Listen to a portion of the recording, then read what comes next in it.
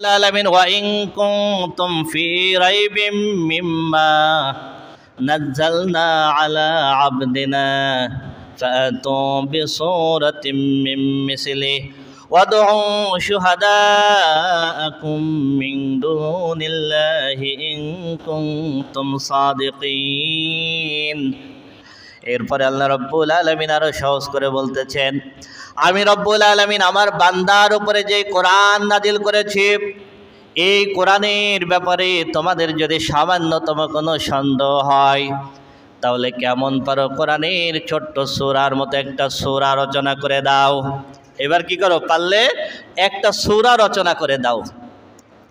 চ্যালেঞ্জটা দেখেন কত কঠোরভাবে আল্লাহ রাব্বুল আলামিন দিয়েছেন। যদি কোরআনের ছোট্ট সূরার মতো সূরা যদি তোমরা রচনা করতে পারো, ওয়াদউ শুহাদাআকুম মিন দুনিল্লাহি ইন কুনতুম সাদিকিন, তাহলে আমি আল্লাহকে আর ডাকার দরকার নাই, আমি আল্লাহকে বাদে তোমাদের যাকে মন চায় তাকে ডেকে নাও।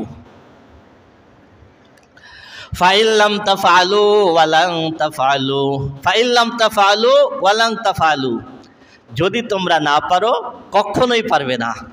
দেখেন আল্লাহ রাব্বুল আলামিনের বলার স্টাইল কি, যদি তোমরা না পারো কখনোই পারবে না। ফাত্তাকুন নার আল্লাতী ওয়াকুদুহান নাস ওয়াল হিজারা, তাহলে সেই জাহান্নামকে ভয় করো যে জাহান্নামের কাঠ হবে মানুষ আর পাথর। এই আয়াত যখন নাজিল হলো, রাসূল আকরাম সাল্লাল্লাহু আলাইহি ওয়াসাল্লাম কোরআনের সবথেকে ছোট্ট সূরা সূরাতুল কাউসার, এই সূরা কাউসার লিখে কাবা ঘরের দেয়ালে লটকাই দিলেন। কেমন পারো এই সূরা কাউসারের মতো ছোট্ট একটা সূরা তোমরা রচনা করে দাও। তখন এর যত বড় বড় বিজ্ঞানী, যত বড় বড় সাহিত্যিক ছিল, সব গবেষণা শুরু করে দিল।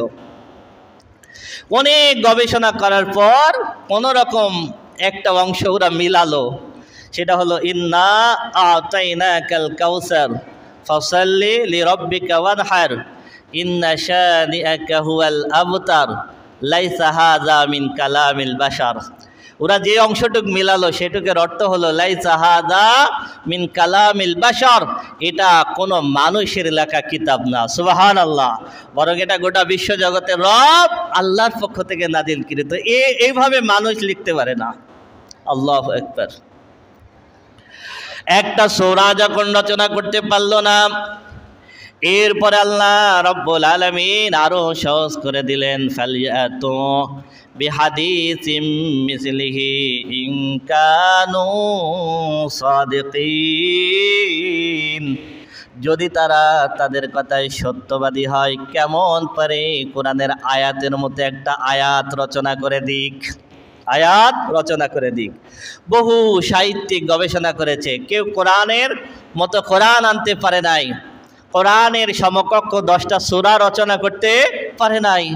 এরপরে কোরআনের ছোট্ট একটা সূরার মতো সূরাও তারা রচনা করতে পারে নাই, কোরআনের সমকক্ষ একটা আয়াতও রচনা করতে পারে নাই। যখন কোনো কিছুই রচনা করতে পারে না, একটা জিনিস সবসময় খেয়াল করবেন, কোনো কিছু লেখা কঠিন কিন্তু ভুল দ্বারা সহজ, কোনো কাজ করা কঠিন কিন্তু কাজের ভুল দ্বারা কি সহজ। লেখা কঠিন, মোছা সহজ, ভুল দ্বারা সহজ। যে কাজ করে তারই কষ্ট হয়, সে বোঝে কাজ করা কঠিন, আর যে কাজ করে না সে খুব সহজে ভুল ধরে, কারণ ভুল ধরাটা কি সহজ। এবার আল্লাহ রাব্বুল আলামিন বলতেছেন, কোরআনের মতো কোরআন রচনা করতে পারো নাই, 10টা সূরা রচনা করতে বললাম, 10টা সূরার সমকক্ষ 10টা সূরা রচনা করতে পারো নাই। একটা সূরা রচনা করতে বললাম, কোরআনের মতো একটা সূরা রচনা করতে পারো নাই। একটা আয়াত রচনা করতে বললাম, একটা আয়াতও তোমরা রচনা করতে পারো নাই।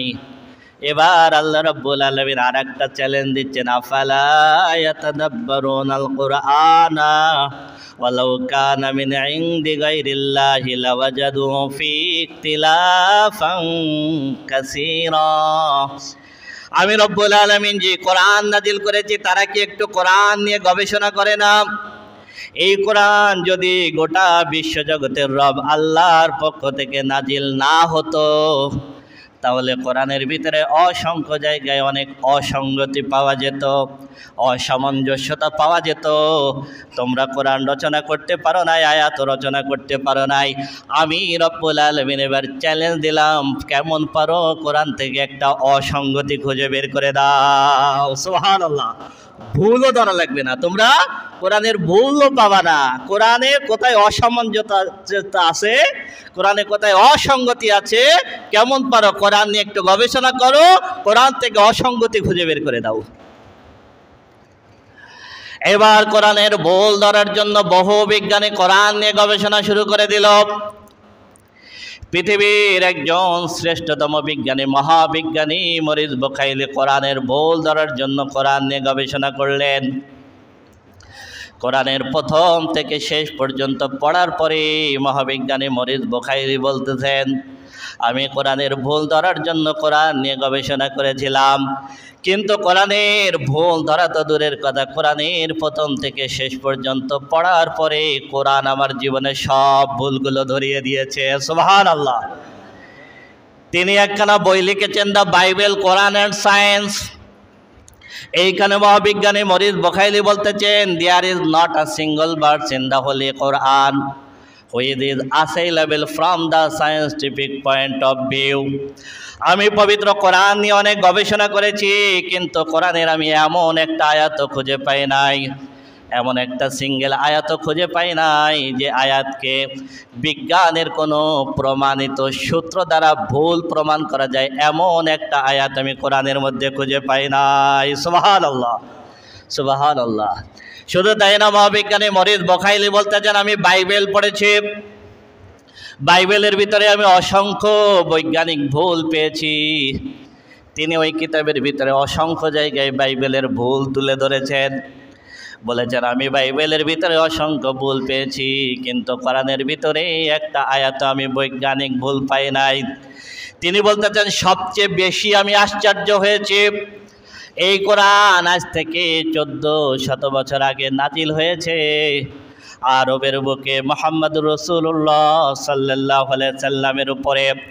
আমি সবচেয়ে বেশি আশ্চর্য হয়েছি, আজ থেকে 1400 বছর আগে মরুভূমিতে, যেখানে কোনো বিজ্ঞান ছিল না, যেখানে কোনো সায়েন্স ছিল না, আজকের আধুনিক প্রযুক্তি যখন আবিষ্কার হয়নি, আজকের পৃথিবীর বিজ্ঞান নতুন করে যেটা আবিষ্কার করতেছে, আজকের পৃথিবীর বিজ্ঞান নতুন করে যেটা আবিষ্কার করতেছে, আজ থেকে 1400 বছর আগে মুহাম্মদুর রাসূলুল্লাহ সাল্লাল্লাহু আলাইহি সাল্লাম পৃথিবীর মানুষের কাছে কিভাবে উপস্থাপন করলেন। সুবহানাল্লাহ, সুবহানাল্লাহ। আমি তো অবাক হয়ে গেছি, তখন তো বিজ্ঞান ছিল না। আজকে পৃথিবীর বিজ্ঞানীরা যেটা আবিষ্কার করতেছে সেটা 1400 বছর আগে মুহাম্মদ রাসূলুল্লাহ সাল্লাল্লাহু আলাইহি ওয়াসাল্লাম পৃথিবীর কোনো ইউনিভার্সিটিতে পড়াশোনা করেন নাই, পৃথিবীর কোনো বিদ্যালয়ে পড়াশোনা করেন নাই, তিনি কিভাবে এগুলো প্রমাণ করে দিলেন। সুতরাং এটা মানুষের রচনা না, গোটা বিশ্ব জগতের রব আল্লাহর পক্ষ থেকে। সুবহানাল্লাহ, সুবহানাল্লাহ। এই কোরআনের ভুল ধরার জন্য পৃথিবীর একজন বিখ্যাত ইতিহাসবিদ, ঐতিহাসিক গিবন কোরআন নিয়ে গবেষণা করলেন। এই কোরআন প্রথম থেকে শেষ পর্যন্ত পড়ার পরে গিবন কোরআন সম্পর্কে মন্তব্য করতেছেন, the holy Quran is a glorious testimony to the unity of god. সুবহানাল্লাহ। তিনি বলতেছেন, পৃথিবীতে যত কিতাব আছে, পৃথিবীতে যত বই আছে, গোটা বিশ্ব জগতের রব একজন। একত্ববাদ প্রমাণের জন্য, তাওহীদ প্রমাণের জন্য পৃথিবীর বুকে শ্রেষ্ঠতম প্রামাণিক গ্রন্থ হলো আল কোরআন। সুবহানাল্লাহ, সুবহানাল্লাহ। এই জন্য নাসার গবেষণাগারে সবথেকে বেশি যেই গ্রন্থখানা গবেষণা করা হয় সেটা হলো আল কোরআন। সুবহানাল্লাহ, সুবহানাল্লাহ। এই জন্য এই কোরআন হলো পৃথিবীর শ্রেষ্ঠতম বিজ্ঞানের কিতাব। এই কোরআন হলো পৃথিবীর বুকে শ্রেষ্ঠতম সাহিত্যের কিতাব। এই কিতাব হলো পৃথিবীর বুকে শ্রেষ্ঠতম আইনের কিতাব। সুবহানাল্লাহ, সুবহানাল্লাহ। এরপরে মানুষ যখন কোরআনের ভুল ধরতে পারে না, এবার মানুষ কম্পিউটারের দ্বারস্থ হলো।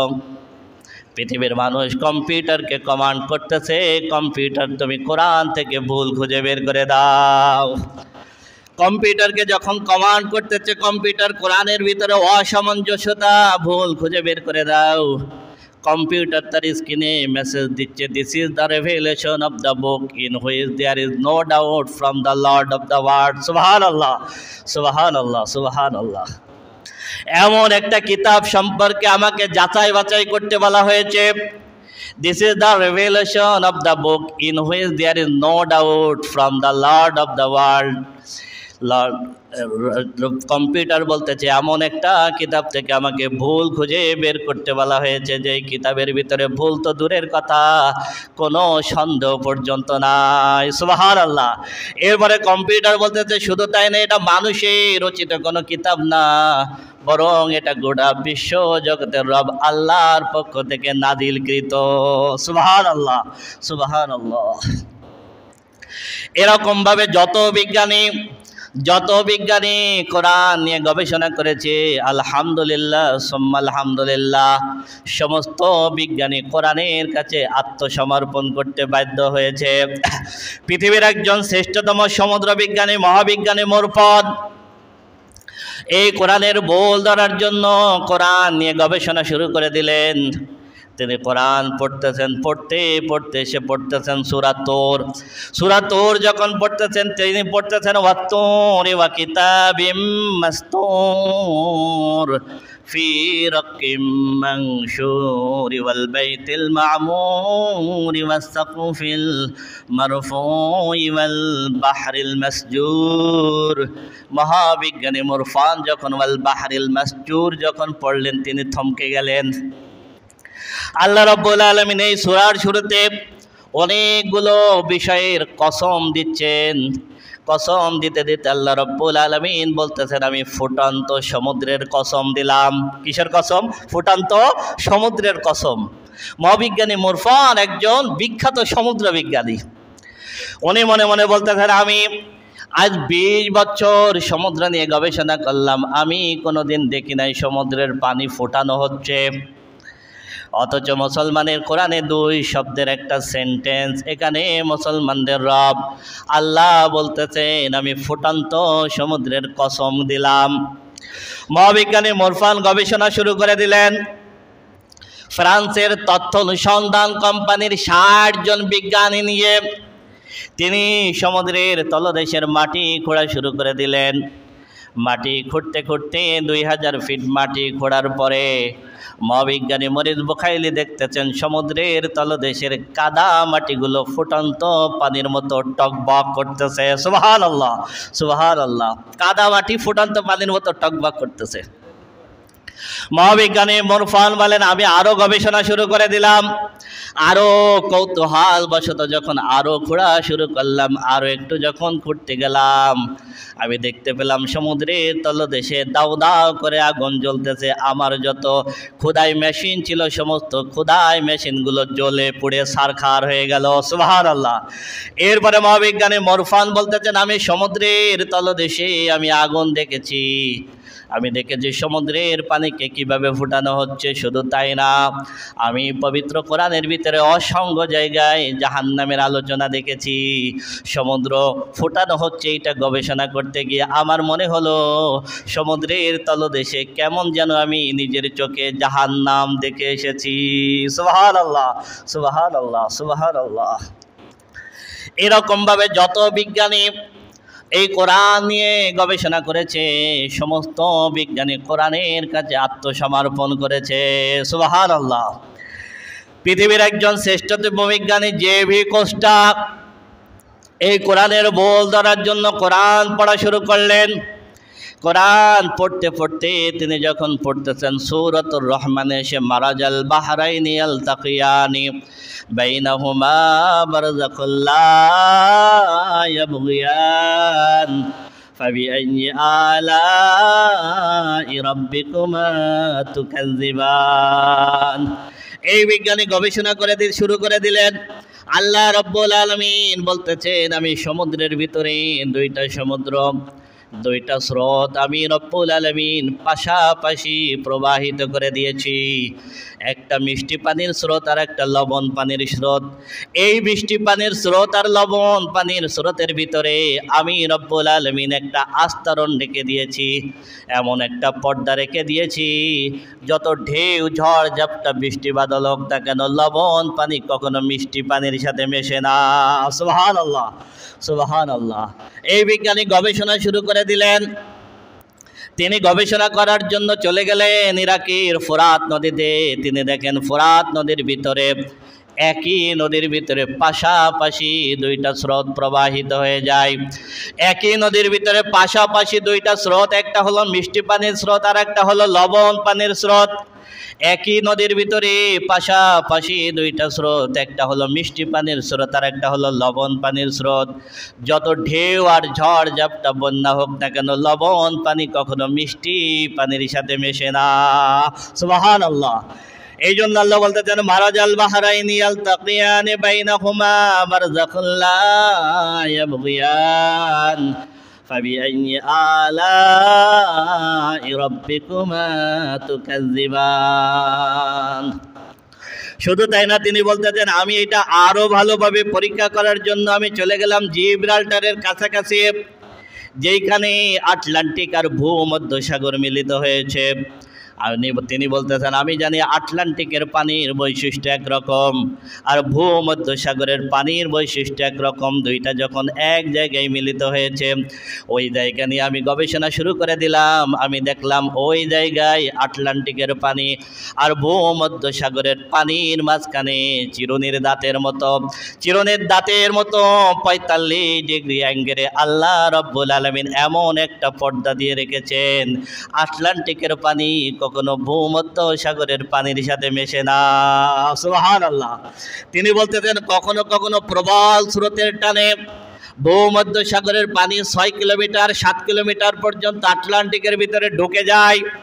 যত দূর পর্যন্ত নিচের থেকে স্রোত যত দূর পর্যন্ত ঢুকে যায়, তত দূর পর্যন্ত ফ্রিজমের মতো একটা আস্তরণ তৈরি হয়।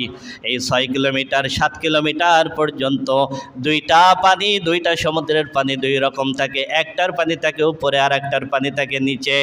এর মাঝখানে এমন একটা আস্তরণ থাকে, কখনো দুই সমুদ্রের পানি একসঙ্গে মেশে না। সুবহানাল্লাহ। এটা তৈরি করেছেন কে? আল্লাহ। দেখেন আমাদের বাংলাদেশেও দেখবেন এই পদ্মা গিয়ে কোথায় পড়ছে? মেঘনায়। অথচ দেখেন পদ্মার পানি ঘোলা, মেঘনার পানি স্বচ্ছ, তাই না? আবার দেখবেন পদ্মার ইলিশ চিকন লম্বা, মেঘনার ইলিশ চওড়া এবং খাটো। পদ্মার ইলিশের স্বাদ কম, মেঘনার ইলিশের স্বাদ বেশি। একটা নদীর সঙ্গে আর একটা নদী মিশে যাচ্ছে, অথচ এই কারুকাজ করেছেন কে? মারাজাল বাহরাইনি ইয়ালতাকিয়ানি বাইনাহুমা বারযাখুন লা ইয়াবগিয়ান ফাবিআইয়ি আলাই রাব্বিকুমা তুকাজ্জিবান। এই জন্য হে মানুষ আর জিন জাতি, তোমরা আল্লাহর কোন নিয়ামতকে অস্বীকার করবে? ইয়াখরুজু মিনহুমাল লুলু ওয়াল মারজান। এরপরে আল্লাহ রাব্বুল আলামিন বলতেছেন এই লবণ পানির স্রোত আর মিষ্টি পানির স্রোত সব ধরনের সমুদ্র আছে। ইয়াখরুজু মিনহুমাল লুলু ওয়াল মারজান। এই সমুদ্রের তলদেশ থেকে আমি রব্বুল আলামিন তোমাদের জন্য মণি মুক্তা বের করে দিই। সুবহানাল্লাহ, সুবহানাল্লাহ। মণি মুক্তা বের করে দিই। এই ঝিনুকের খোলস থেকে কিভাবে মণি মুক্তা তৈরি হয়? ইবনে আব্বাস রাদিয়াল্লাহু তাআলা আনহু থেকে একটা বর্ণিত হাদিস নিয়ে পৃথিবীর বিজ্ঞানীরা গবেষণা করেছে। পৃথিবীর বিজ্ঞানীরা গবেষণা করে দেখে সমুদ্রের তলদেশে যেই ঝিনুকগুলো আছে, এই ঝিনুকগুলো যখন উপরে বৃষ্টি হয়, এই বৃষ্টি যখন উপরে হয় সমুদ্রের তলদেশ থেকে ঝিনুকগুলো টের পায়। এই ঝিনুকগুলো সমুদ্রের তলদেশ থেকে পানির উপরে চলে আসে। পানির উপরে এসে ঝিনুকগুলো তার খোলসটা বের করে দেয়। এই ঝিনুক যখন খোলস বের করে দেয়, তখন এই বৃষ্টির 3 থেকে 4 ফোঁটা পানি যখন ওই ঝিনুকের খোলসের ভিতরে পড়ে, তখন ওই ঝিনুকটা তার মুখ আটকায় আবার সমুদ্রের তলদেশে চলে যায়। সুবহানাল্লাহ। সমুদ্রের লবণ পানির স্রোতের ভিতরে একটা ঝিনুক তার খোলসের ভিতরে 3 থেকে 4 ফোঁটা পানি নিয়ে সমুদ্রের তলদেশে তা দিতে থাকে। এই সমুদ্রের তলদেশে ঝিনুকের খোলসের ভিতরে যখন বৃষ্টির পানি থাকে তখন আল্লাহর পক্ষ থেকে ওর ভিতরে ঝিনুকের ভিতরে একটা যন্ত্রণা তৈরি হয়।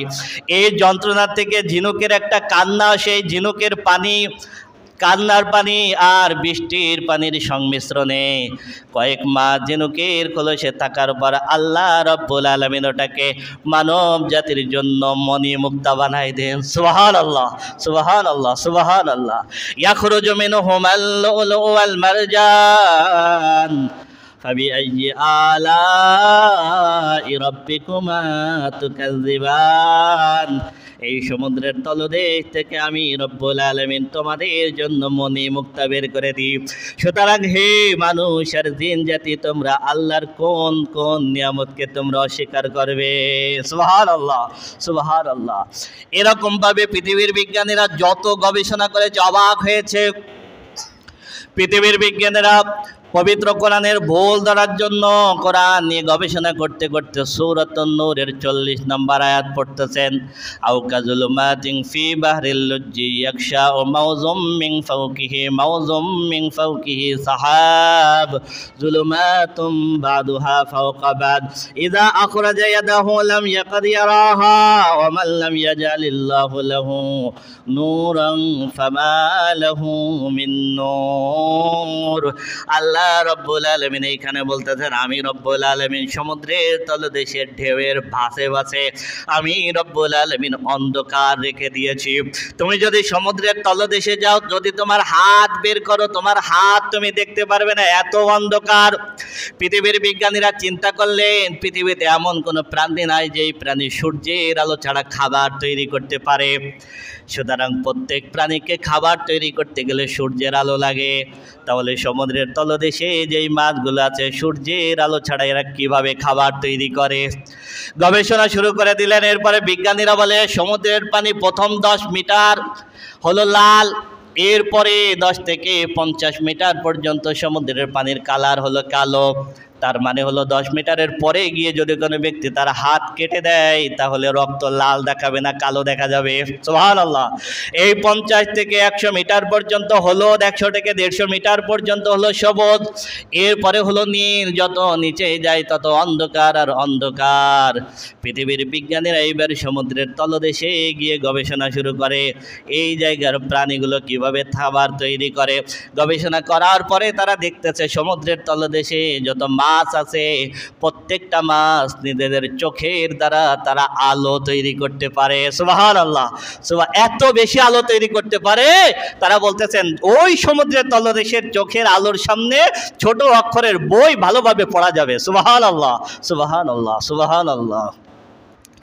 এরকম ভাবে যত বিজ্ঞানী কোরআন নিয়ে গবেষণা করেছে, কোরআনের কাছে আত্মসমর্পণ করেছে, আল্লাহ রাব্বুল আলামিন পবিত্র কোরআনের সূরাতুন নাহলের 68 নম্বর আয়াতে বলতেছেন, ওয়া ওয়াহা রাব্বুকা ইলান নাহলি আনিত্তাখিযী মিনাল জিবালি বুয়ুতাও ওয়া মিনাশ শাজারি ওয়া মিম্মা ইয়ারিশুন সুম্মা কুলি মিন কুল্লি সামারাতি ফাসলুকি সুবুলা রাব্বিকি যুলুলা يخرج من بطونها شراب مختلف ألوانه فيه شفاء للناس إن في ذلك لآية لقوم يتفكرون।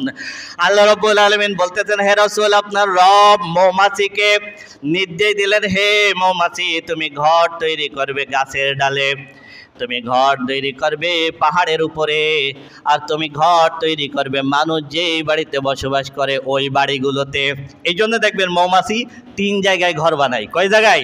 হয় গাছের ডালে, তা নাহলে পাহাড়ের উপরে, অথবা যে সমস্ত বাড়িতে মানুষ বসবাস করে এই বাড়িগুলোতে। আল্লাহ রাব্বুল আলামিন বলে দিলেন, মৌমাছি তুমি এই 3 জায়গায় ঘর করে দিবা, তৈরি করবা। ফাসলুকি সুবুলা রাব্বিকি যুলুলা, এরপরে তুমি শূন্যে সেই রাস্তা দিয়ে চলবা, তোমার রব তোমার জন্য যেই রাস্তা তৈরি করে রেখেছেন। সুবহানাল্লাহ। আজকের পৃথিবীর বিজ্ঞানীরা শূন্যে রাস্তা আবিষ্কার করেছে, যেই রাস্তা দিয়ে প্লেন চলে। পৃথিবীর বিজ্ঞানীরা আগে জানতো না শূন্যে রাস্তা আছে। এই সূরাতুন নাহাল গবেষণা করার পর ওরা বুঝতে পারলো যে শূন্যে রাস্তা আছে। সুবহানাল্লাহ। বিমান যদি নির্দিষ্ট রাস্তা দিয়ে না চলতো তাহলে এক দেশে যাইতে গিয়ে আর এক জায়গায় চলে যেত।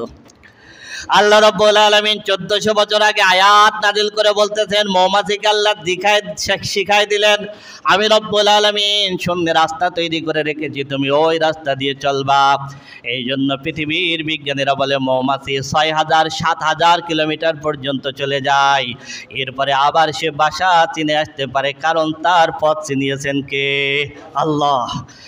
এরপরে মৌমাছি বিভিন্ন জায়গায় চলে যায়। ফাসলুকি সুবুলা রাব্বিকি যুলুলা ইয়াখরুজু মিন বুতুনিহা শারাবুম মুখতালিফুন। মৌমাছি বিভিন্ন ধরনের ফল এবং ফুল থেকে রস সংগ্রহ করে। কোন ফুলের রস থাকে তিতা, কোন ফুলের রস থাকে টক, কোন ফুলের রস থাকে মিষ্টি, কোন ফুলের রস থাকে কষ। এই বিভিন্ন ধরনের ফুলের রস যখন মৌমাছি ভক্ষণ করে, প্রত্যেক ফুলের রসের ভিতরে থাকে নেকটম, আর মৌমাছির পেটের ভিতরে থাকে এনজাইম। এই ফুলের রস খাওয়ার পরে মৌমাছি যখন উড়াল দেয়, তখন এই মৌমাছির পেটের ভিতরে একটা ভাইব্রেশন হয়।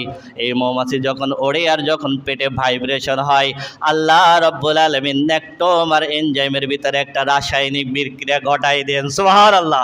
এরপর আল্লাহ বলতেছেন, ইয়াখরুজু মিন বুতুনিহা শারাবুম মুখতালিফুন আলওয়ানুহু ফীহি শিফাউল লিন্নাস।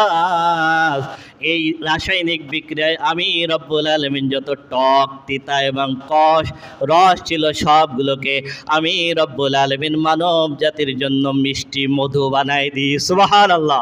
ফীহি শিফাউল লিন্নাস। শুধু তাই না, এমন একটা মধু বানাই দিই যেই মধু গোটা মানব জাতির জন্য সব ধরনের রোগের ওষুধ। সুবহানাল্লাহ, সুবহানাল্লাহ। এই মৌমাছি দেখুন, মৌমাছি যখন ঘর বানায়, মৌমাছি হলো গোল। মৌমাছি হলো কি? গোল। বিজ্ঞান বলে মৌমাছি যদি 4 কোণা ঘর বানায়, প্রত্যেকটা ঘর যদি 4 কোণা হয়, তাহলে জ্যামিতিক থিওরি হলো 4 কোণা ঘরের ভিতরে যদি কোনো গোল জিনিস থাকে, তাহলে এই গোল জিনিসের প্রত্যেকটা কর্নারে কর্নারে জায়গা ফাঁকা থাকবে। এবার মৌমাছি যদি নিজের মতো করে প্রত্যেকটা ঘর গোল বানায়, প্রত্যেকটা ঘর যদি গোল বানায়, তাহলে এই 4টে গোল ঘর যদি আপনি এক জায়গায় রাখেন, তাহলে 4টে গোল ঘরের মাঝখানের জায়গাগুলো আবার ফাঁকা থাকবে। তাহলে এখানে জ্যামিতিক থিওরি হলো, কোনো গোলাকার বস্তু প্রত্যেকটা খাবে খাবে খাবে খাবে যদি মিলে থাকতে হয়, তাহলে তার ঘর বানাতে হবে 6 কোণ বিশিষ্ট। কয় কোণ বিশিষ্ট? 6 কোণ বিশিষ্ট। মৌমাছি 4 কোণা ঘর বানায় না, মৌমাছি এরম গোলাকার ঘর বানায় না, মৌমাছি 6 কোণা ঘর ব্যবহার করে। আমার প্রশ্ন হলো, এই জ্যামিতি মৌমাছিকে কে শিখাই দিল? সুবহানাল্লাহ। কে শিখাই দিল? আল্লাহ। আল্লাহ রাব্বুল আলামিন কোরআনের ভিতরে একটা সূরা নাজিল করেছেন, সূরাতুল আনকাবুত। এই আনকাবুত শব্দের অর্থ হলো মাকড়সা। এই মাকড়সার জাল নিয়েও গবেষণা করার মতো আছে। মাকড়সা এরম জাল বোনার পরে এই মাকড়সা দেখবেন তার মাকড়সার মুখের লালা থেকে সুতা তৈরি করতে পারে। সুবহানাল্লাহ, সুবহানাল্লাহ। মুখের লালা দিয়ে সুতা তৈরি করে। এরপরে সুতা তৈরি করার পরে জাল বুনে মাকড়সা তার জাল নিয়ে এক পান্দানের নাম বসে থাকে। জালের পরে যখন ছোট কোনো পোকা আসে, তখন দাম করে ওই পোকাটা ধরে জাল দিয়ে বেঁধে ফেলে। সুবহানাল্লাহ, সুবহানাল্লাহ। শুধু তাই না, বিজ্ঞান বলতেছে মাকড়সা যে জাল বনে, এই জাল, এই যত বড় একটা গুল্লি আছে, এই পুরা গুল্লি যদি আপনি মেপে দেখেন, প্রত্যেকটা ঘরের দৈর্ঘ্য প্রস্থ সমান। সুবহানাল্লাহ, সুবহান, সুবহান। আল্লাহ রাব্বুল আলামিন কোরআনের ভিতরে একটা সূরা নাজিল করেছেন, সূরাতুন নাম। নামলুন মানে হলো পিপিলিকা। হাত্তা ইযা আতাও আলা ওয়াদিন নামলি ক্বালাত নামলাতুন ইয়া আইয়ুহান নামলু দুখুলু মাসাকিনাকুম লা ইয়াহতিমান্নাকুম সুলাইমান ওয়া জুনুদুহু লা ইয়াহতিমান্নাকুম সুলাইমান ওয়া জুনুদুহু ওয়া হুম লা ইয়াশউরুন ফাতাবাসসামা দাহিকাম মিন কাওলিহা ক্বালা রাব্বি আউযিনি আন আশকুরা নি'মাতাকা আল্লাতী আন'আমতা আলাইয়া ওয়া আলা ওয়ালিদাইয়া ওয়া আন আ'মালা সালিহান তারদাহু ওয়াদখিলনি বিরহমাতিকা ফি ইবাদিকাস সালিহিন। আল্লাহ রাব্বুল আলামিন বলতেছেন, হযরতে সুলাইমান আলাইহিস সালাতু ওয়াস সালাম বিশাল বাহিনী নিয়ে পিপিলিকার এলাকা দিয়ে যখন যাচ্ছিলেন, সুলাইমান আলাইহিস সালাম যখন আসতেছিলেন, তখন পিপিলিকার রানী সব পিপিলিকাকে উদ্দেশ্য করে বলতেছে, তোমরা প্রত্যেকে গর্তের ভিতরে ঢুকে যাও, যদি গর্তের ভিতরে না ঢোকো সুলাইমান এবং তার বাহিনীদের পায়ের নিচে পিষ্ট হয়ে যাবা। হযরতে সুলাইমান আলাইহিস সালাতু ওয়াস সালাম 3 মাইল দূর থেকে পিপিলিকার কথা শুনে ফেললেন। সুবহানাল্লাহ। ফাতাবাসসামা দাহিকাম মিন কাওলিহা, এই পিপিলিকার কথা শুনে সুলাইমান আলাইহিস সালাম একটা মিষ্টি হাসি দিলেন। সুবহানাল্লাহ। তাবাসসুম মানে মিষ্টি হাসি, এটা সুন্নাত। রাসূল সাল্লাল্লাহু আলাইহি ওয়াসাল্লাম তাবাসসুম হাসতেন। হযরতে সুলাইমান আলাইহিস সালাম একটা মিষ্টি হাসি দিলেন। এরপরে আল্লাহর দরবারে দোয়া করলেন, আল্লাহ তুমি আমাকে পশু পাখির কথা বোঝার ক্ষমতা দিয়েছ, আমার পিতাকে তুমি পশু পাখির কথা বোঝার ক্ষমতা তুমি দিয়েছ। রব্বুল আলামিন তুমি আমাদেরকে শক্তি দাও, আমরা যেন এই নিয়ামতের শুকরিয়া আদায় করতে পারি। রব্বুল আলামিন শুধু তাই না, এমন কাজ করার তৌফিক দাও যেই কাজগুলো করলে তুমি খুশি হয়ে যাও। রব্বুল আলামিন শুধু তাই না, তুমি আমাদেরকে তোমার নেক বান্দাদের অন্তর্ভুক্ত হিসেবে কবুল করে নাও। সুবহানাল্লাহ। এই পিপিলিকা নিয়ে পৃথিবীর বিজ্ঞানীরা গবেষণা করে দেখেছে, পিপিলিকা একই সঙ্গে অনেক দিনের খাবার সংগ্রহ করে রাখতে পারে। এই পিপিলিকা গর্তের ভিতরে বহুদিনের খাবার সংগ্রহ করে রাখে। আসমান থেকে যখন বৃষ্টি নাজিল হবে, আমাদের আবহাওয়াবিদরা যেমন রাডারে টের পায়, একই রকমভাবে পিপিলিকা গর্তের ভিতর থেকে আগে টের পায়। সুবহানাল্লাহ, সুবহানাল্লাহ। এই পিপিলিকা আগে টের পাওয়ার পরে ওর খাবারগুলো গুছিয়ে নিয়ে আসে। শুধু তাই না, পৃথিবীর বিজ্ঞান বলতেছে পিপিলিকা যখন খাবার সংগ্রহ করে রাখে, তখন একবীজপত্রী সবজিগুলো আস্ত রাখে, দ্বিবীজপত্রী সবজিগুলো ভেঙ্গে রাখে। সুবহানাল্লাহ। তার মানে হলো একবীজপত্রী শস্য যদি ভেঙ্গে রাখে নষ্ট হয়ে যাবে, দ্বিবীজপত্রী শস্য যদি একসাথে রাখে তাহলে নষ্ট হয়ে যাবে। এই কারণে একবীজপত্রী শস্যগুলো আস্ত রাখতে হবে, দ্বিবীজপত্রী শস্যগুলো ভেঙ্গে রাখতে হবে। এই বিজ্ঞানটা পিপিলিকাকে কে শেখালো? সুবহানাল্লাহ। এই জন্য পিপিলিকার নামে আল্লাহ কোরআনের সূরা নাযিল করেছেন। আর একটা আয়াত বলেই শেষ করে দেব। এই পৃথিবীতে এমন কিছু পদার্থ আছে যে পদার্থগুলো পৃথিবীর তাপমাত্রায় কখনো তৈরি করা সম্ভব না। যেমন লোহা জাতীয় পদার্থ, এই লোহা জাতীয় পদার্থ তৈরি করতে গেলে 1200 থেকে 1400 ডিগ্রি সেলসিয়াস তাপমাত্রার প্রয়োজন হয়। পৃথিবীতে সূর্যের সামান্যতম একটা তাপ আসে, তার কারণে আমাদের অবস্থা এই হয়ে যায়। পৃথিবীতে এত তাপমাত্রা কখনো তৈরি করা সম্ভব না। পৃথিবীর বিজ্ঞানীরা গবেষণা শুরু করলো, তাহলে পৃথিবীতে লোহা আসলো কোত্থেকে? পৃথিবীতে লোহা কিভাবে আসলো? আল্লাহ রাব্বুল আলামিন 1400 বছর আগে পবিত্র কোরআনের ভিতরে জানিয়ে দিয়েছেন। শুধু তাই না, কোরআনের একটা সূরার নাম আছে সূরাতুল হাদিদ। হাদিদ মানে লোহা। হাদিদ মানে কি? লোহা নামে আল্লাহ কোরআনে একটা সূরা নাজিল করেছেন। সুবহানাল্লাহ।